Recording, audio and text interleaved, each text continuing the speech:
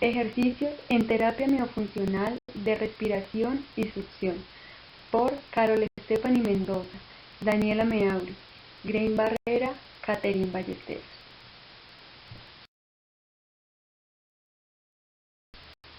¿Qué es la terapia miofuncional? Es una disciplina de la fonoaudiología cuyo objetivo es prevenir, evaluar, diagnosticar y rehabilitar las alteraciones de la musculatura del sistema orofacial, músculos masticatorios, de la expresión facial, de la faringe, del cuello y del velo del paladar. La terapia miofuncional abarca diferentes patologías y se asocia al tratamiento de la dilución atípica y los trastornos relacionados con esto. Odontología y ortodoncia, atención temprana, odontopediatría, malformaciones faciales y o craneofaciales de origen genético o congénito, patologías de origen neurológico central y periférico, patologías de etiología diversa.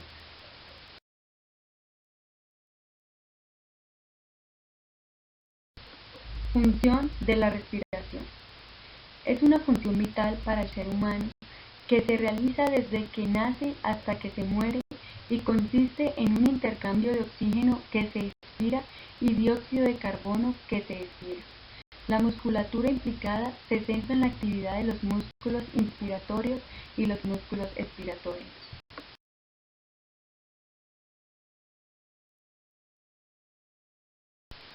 El sistema respiratorio está constituido, entre otras estructuras, por las fosas nasales, laringe, tráquea, bronquios y pulmones. En el hombre, el sistema respiratorio incluye vías aéreas, zona de conducción, pulmones, zona de intercambio. Vías aéreas. Las principales estructuras son fosas nasales, faringe, laringe y tráquea. Fosas nasales. La nariz corresponde al sector externo y está constituido por un armazón óseo y cartilaginoso recubierto de mucosa nasal. Se abren en la faringe mediante dos orificios internos llamados coanas, los cuales comunican la nariz con la faringe.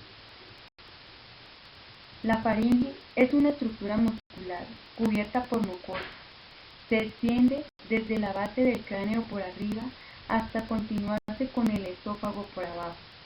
Se sitúa delante de las vértebras cervicales. Conduce el aire hacia la laringe o caja vocal, así como el alimento de la boca al esófago, y participa en el importante proceso de fonación. La laringe, órgano complejo de este sistema que se ubica bajo la laringe y está constituido por cartílago. Internamente contiene dos bandas fibrosas y delgadas llamadas cuerdas vocales. La laringe es responsable de la fonación, determinada por las vibraciones de las cuerdas vocales y producida por el paso del aire, lo que hace vibrar las cuerdas vocales. Tráquea. Se localiza bajo la laringe y delante del esófago. Es un tubo que mide de 11 a 12 centímetros de largo y 2.5 centímetros de diámetro, formado por una serie de anillos cartilaginosos incompletos en su parte superior que le dan la firmeza a la pared. Los bronquios. Al final del trayecto, la tráquea se bifurca, dando origen a los bronquios. La estructura de los bronquios es similar a la tráquea, es decir, poseen anillos cartilaginosos incompletos. Cada bronquio penetra en el pulmón a través de su borde interno y por ende entran también vasos arteriales, venosos y linfáticos. El pulmón derecho presenta 3 lóbulos y el izquierdo 2. Así, el bronquio derecho se divide en 3 ramas principales, una para cada lóbulo antes de seguir subdividiendo, mientras que en el bronquio izquierdo se divide en 2 ramas principales. Cuando los bronquios más pequeños llegan a tener menos de 1 milímetro de diámetro, el cartílago desaparece y pasan a llamarse bronquioles. El pulmón es un órgano par de color rosa, en los cuales el pulmón derecho presenta 3 lóbulos, por tanto 3 bronquios, y el izquierdo presentan 2 lóbulos, porque la punta del corazón se encuentra inclinada hacia esa dirección, presentando 2 bronquios. Tienen forma cónica y con propiedades elásticas que se alojan en la cavidad torácica dentro de la jaula ósea formada por las costillas. Exteriormente, los pulmones están recubiertos por una membrana llamada pleura. Esta membrana presenta dos hojas. La hoja que está pegada a la caja torácica, que se llama pleura parietal, y la que está adosada al órgano mismo se llama pleura visceral. Entre ambas hay un espacio llamado espacio intrapleura.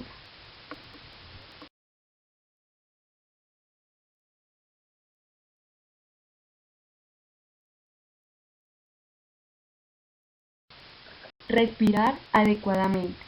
La postura del sujeto debe ser ortostática, existiendo un equilibrio y una alineación entre el cráneo, la cintura escapular y la cintura pélvica. Para que la respiración se realice correctamente, el tipo respiratorio debe ser nasal. Los labios están cerrados en posición de reposo y relajación, ejerciendo una cinta muscular junto a los bucinadores. Los dientes no deben estar en oclusión. El ápice lingual se colocará sobre los pliegues palatinos y el dorso sobre el paladar duro.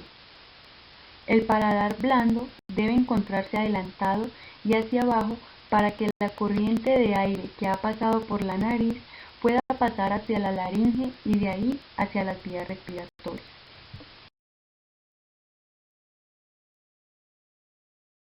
Alteraciones en las funciones. Respiración bucal. Se produce cuando el aire se introduce en el sistema respiratorio a través de la cavidad bucal en lugar de hacerlo por la nariz, lo que origina un conjunto de alteraciones. El respirador bucal presenta ausencia de sello labial para permitir el paso del aire. Esto va a provocar que los labios y los músculos faciales, entre ellos el bucinador, queden hipotónicos, por lo que no van a contener ni modelar el crecimiento de las arcadas dentarias. El aire que entra por la boca empuja hacia arriba las láminas palatinas, pero no encuentra la fuerza contraria de la columna de aire nasal, por lo que en el paladar queda alto y las fosas nasales acortadas. Lengua baja. La lengua se coloca en una posición baja para permitir el paso de la columna de aire, dejando así de modelar el paladar y estimular el crecimiento de las láminas palatinas en sentido transversal, lo que ocasiona la aparición de un estrechamiento palatino. Otra consecuencia de la colocación baja y adelantada de la lengua es que de esa forma ejerce presión contra las piezas dentarias y, como los labios no están cerrados, no actúan como freno ante posibles avances o crecimientos excesivos de los maxilares o piezas dentarias, por lo que alterarán la oclusión dentaria. Postura incorrecta. Para aumentar el espacio de paso del aire, el paciente adelanta el cráneo, lo que favorece un cambio en la relación entre este y la columna cervical, y por consiguiente altera la posición del ioides, dada la gran cantidad de músculos linguales insertados en él. El mal posicionamiento ioideo incidirá negativamente en la colocación de la lengua.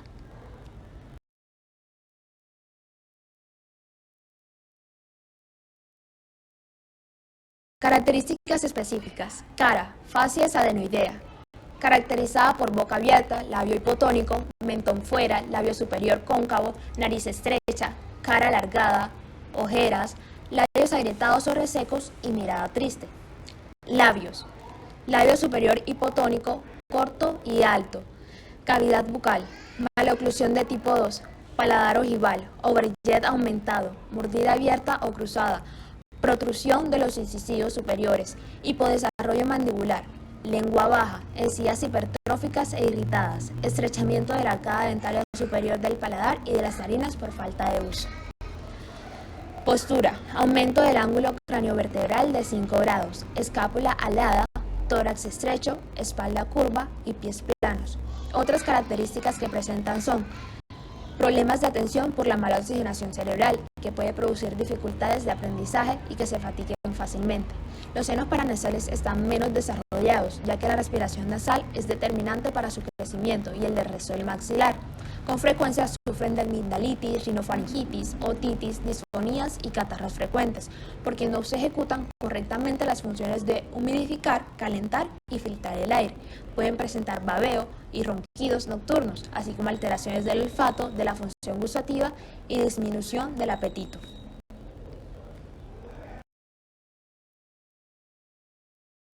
Evaluación biofuncional de la respiración. Esta evaluación se hace mediante la observación.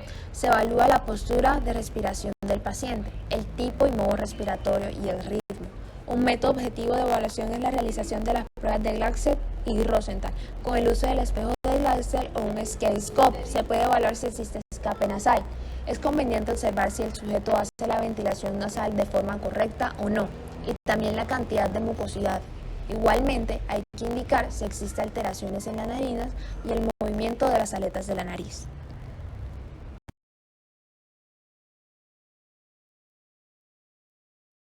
Entre las pruebas diagnósticas encontramos el reflejo nasal de Woodin. El paciente debe mantener la boca bien cerrada, se le comprime las alas de la nariz por 20 segundos. Al dejarlo respirar nuevamente, debería haber dilatación de las alas de la nariz para tomar aire en condiciones normales y con una respuesta de dilatación en condiciones normales. Apagar la vela. Se coloca una vela prendida cerca de cada uno de los orificios de la nariz. Él debe apagar la vela soplando en condiciones normales. El algodón.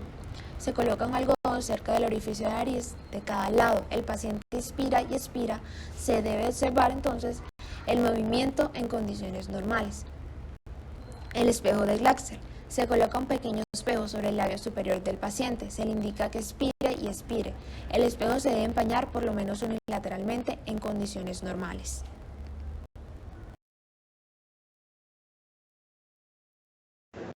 Ejercicios para la respiración. Para que la intervención en la respiración obtenga óptimos resultados, es necesario que el paciente tenga un buen control postural y propioceptivo. Ejercicio para favorecer el canal y pasaje aereo-nasal. Sonarse, limpiarse las fosas nasales con agua, suero fisiológico, etc. Masajear estirando y abriendo las narinas. Después se trabajará propiamente el patrón respiratorio desde varias posiciones: posición supina, sentado, de pie. Los ejercicios respiratorios combinarán la inspiración nasal con la expiración nasal o bucal, variando la fuerza expiratoria, la distribución del aire al inspirar o expirar. Para ello se pueden emplear objetos que ayuden por retroalimentación visual a integrar el patrón que se pretende aprender.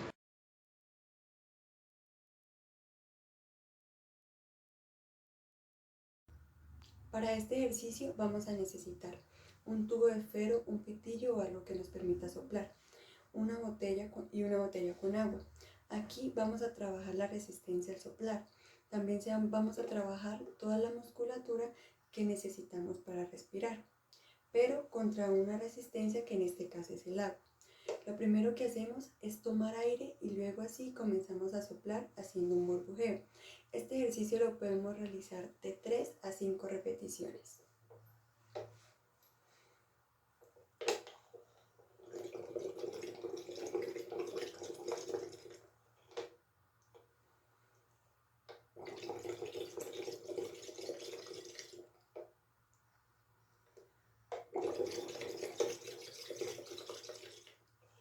Como pudimos observar, es un ejercicio bastante sencillo para trabajar la respiración.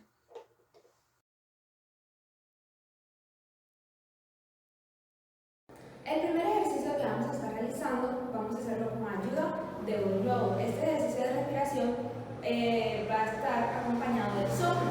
Vamos a trabajar con un soplo. Para esto, el usuario va a llenar el globo, va a tomar aire por la nariz y va a expulsarlo por la boca mientras llena el globo. La intención de este ejercicio es que aquellos usuarios que son respiradores bucales se acostumbren o integren la correcta respiración, que sería nasal.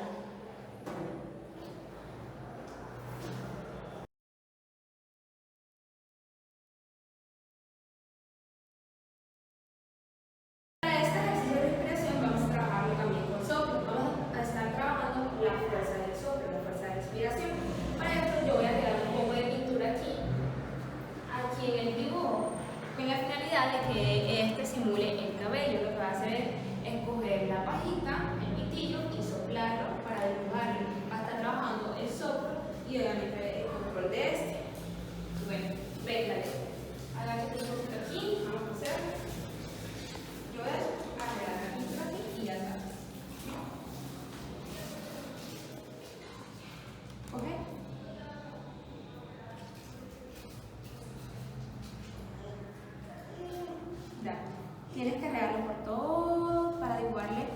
cabello.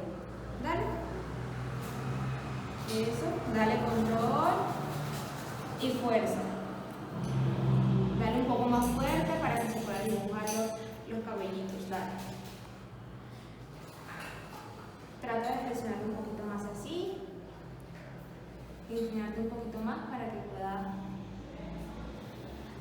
Dale, tú puedes. Dale, mira que aquí tienes bastante.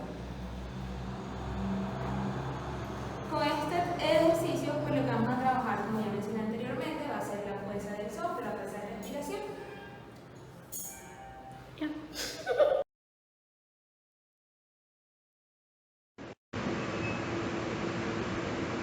Para funciones o malos hábitos. Son los que provocan anomalías en los órganos y funciones del sistema orofacial por ser un trabajo muscular organizado sin propósito conocido, repetido y mantenido en el tiempo. Entre ellos pueden citarse el babeo, la succión digital, la succión de carrillos, la succión lingual, la onicofagia, que es la mordida de las uñas, y el bruxismo.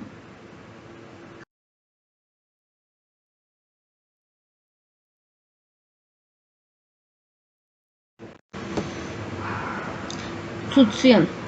Hace parte de la función de alimentación. La aparición de los 8 incisivos marcaría el límite de la etapa de succión y el comienzo de las modificaciones funcionales de la musculatura pertinente que favorecerá el establecimiento de la deglución definitiva. Desde la vía intrauterina, el niño succiona su dedo ejercitando y favoreciendo el desarrollo de las estructuras orofaciales. Se trata de un reflejo que desaparece entre los 6 meses y el año de vida. Desde su nacimiento, el ser humano se alimenta a través de la succión, ya sea de forma natural, con pecho materno, o de forma artificial, con biberón.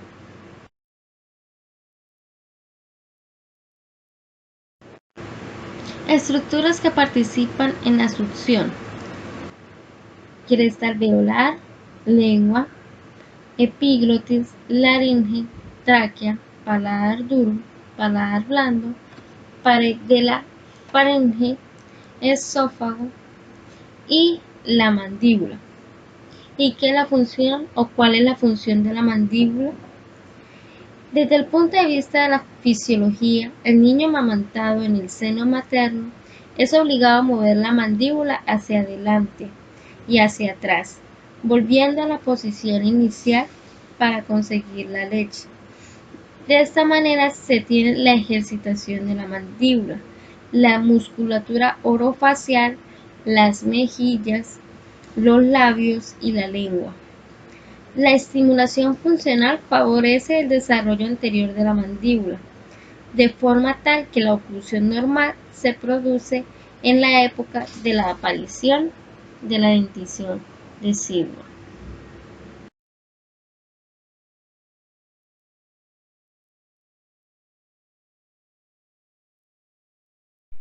Tipos de succión. Tenemos la succión labial, que es la succión del labio que se aloja entre las arcadas dentarias.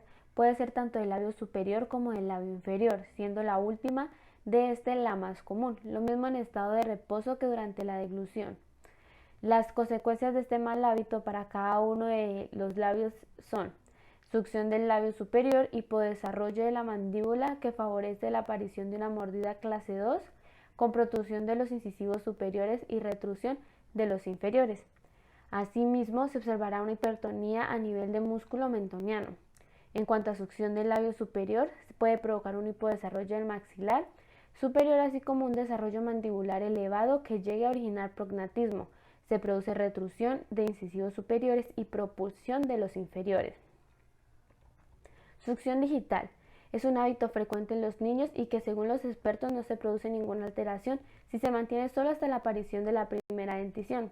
En cambio, si persiste, se pueden producir algunas deformaciones importantes, como lo son deformación y estrechamiento y elevación del paladar, protrusión de incisivos superiores y retrusión de los inferiores, mordida abierta anterior, en muchos casos de los casos asimétrica, prognatismo, lengua descendida y adelantada.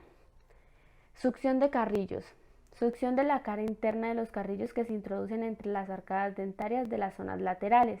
Si este hábito se produce de forma continua, puede ocasionar una mordida abierta lateral en uno o en ambos lados de las arcadas, así como de las mordidas cruzadas.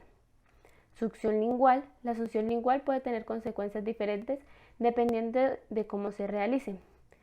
Si se realiza con succión con fuerza del ápice lingual contra el paladar duro, quedando el ápice lingual succionado hacia atrás, produce estrechamiento lingual y signatismo lateral. Si es un movimiento del ápice lingual hacia adelante y hacia atrás, como si se estuviera succionando un objeto, lo que origina es una presión sobre la arcada superior, favoreciendo la protrusión de los dientes superiores y el desgaste alveolar.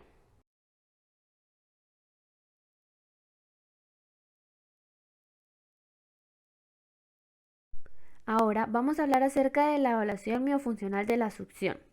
Para evaluar la succión, el logopeda o fonoaudiólogo puede ponerse un guante e impregnar uno de sus dedos con un polvo de sabores.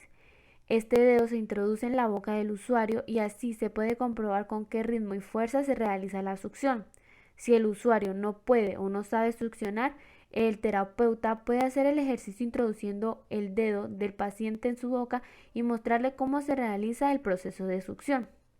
Con el uso de una pajita, un vaso y agua, se puede evaluar si la succión se realiza de forma correcta o no, si el cierre se hace con los labios o con los dientes y si los músculos bucinadores actúan eficazmente. Se observará si existen movimientos involuntarios de la musculatura peribucal durante la succión.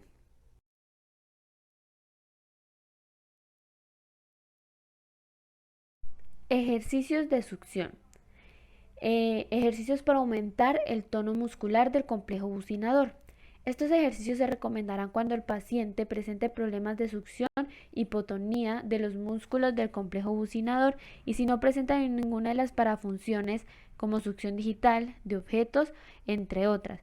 Consisten en realizar succiones mantenidas o bien fluctuantes de lo que puede succionar con facilidad en caso de que pueda succionar algo. Para esta categoría encontramos ejercicios como succión de chupete contra resistencia, donde se solicitará al usuario que succione un chupete de forma mantenida durante 10 segundos o bien 3 series de 5 succiones fluctuantes. En ambas formas, el fonoaudiólogo realizará una tracción en sentido opuesto a la succión. También tenemos el ejercicio de succión de barra de caramelo, donde los materiales va a ser una barra de caramelo. El desarrollo se introducirán barras de caramelos en la boca del paciente que la succionará de forma mantenida durante 10 segundos o de manera intermitente en 3 series de 5 succiones, mientras el fonoaudiólogo realizará una fuerza contraria intentando sacar la barra hacia afuera.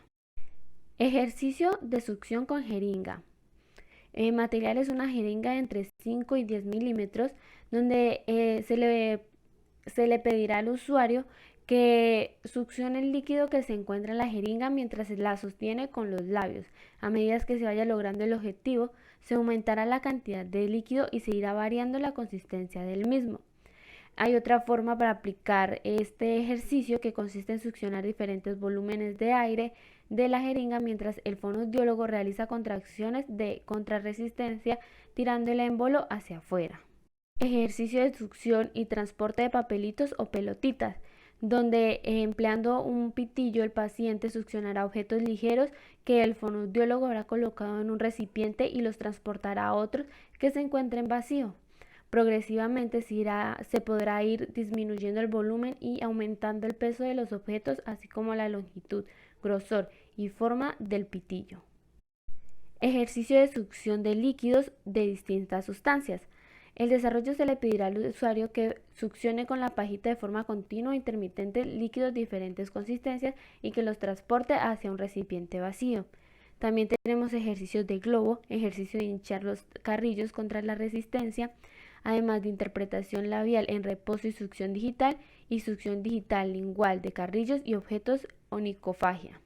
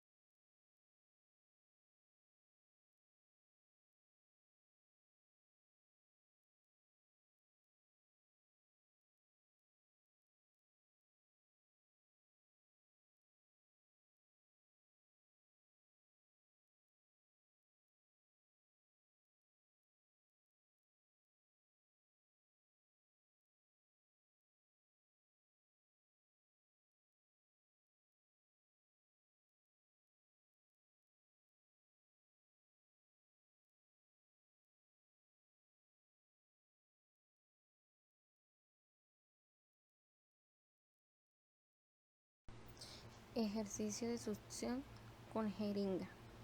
Materiales: jeringas de 5 y de 10 cc o mililitros.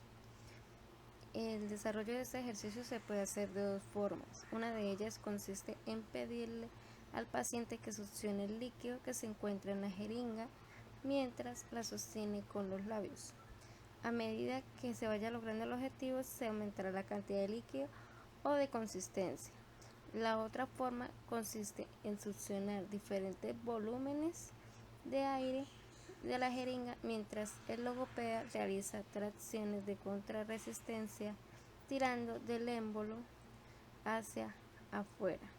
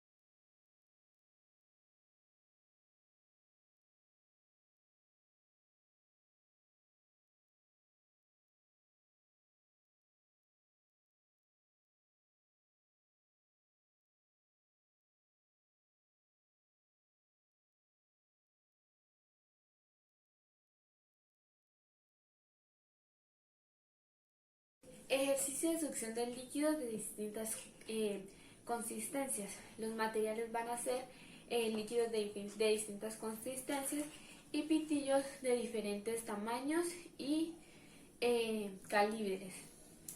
Para desarrollar esta actividad se le pedirá al usuario, en este caso voy a ser yo quien realice la actividad, que succione con el pitillo de forma continua o intermitente los líquidos de diferentes constancias y que los transporte a un vaso vacío. Esto se va a ir variando las consistencias y la longitud, además de la forma del pitillo y se succionará con fuerza, con la fuerza correcta que se necesita para realizar este ejercicio. Voy a iniciar con el pitillo grande.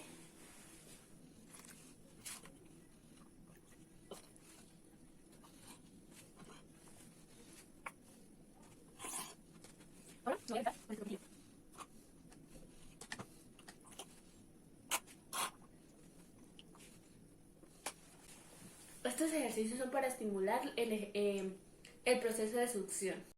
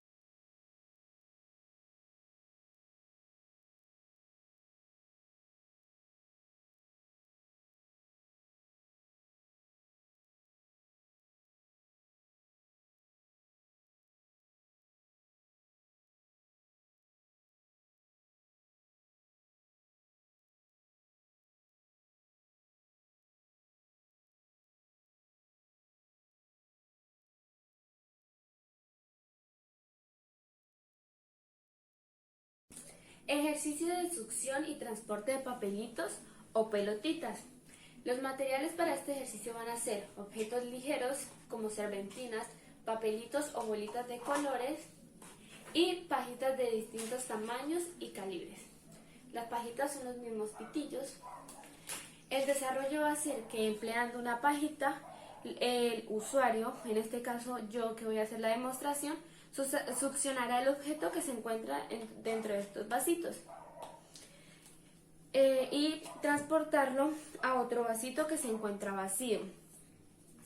La idea es que voy a avanzar progresivamente desde los más ligeros hasta los más pesados e iré cambiando el tamaño y la pajita o pitillo.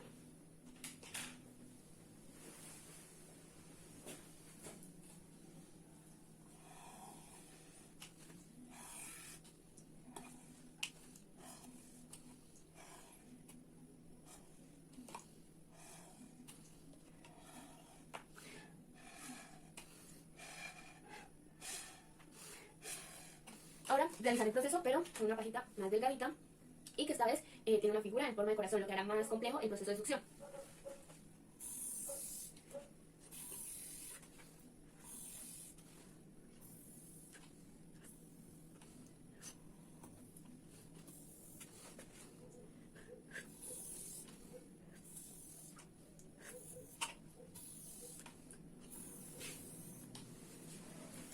Este es un ejercicio para estimular y trabajar todo lo que es el proceso de succión.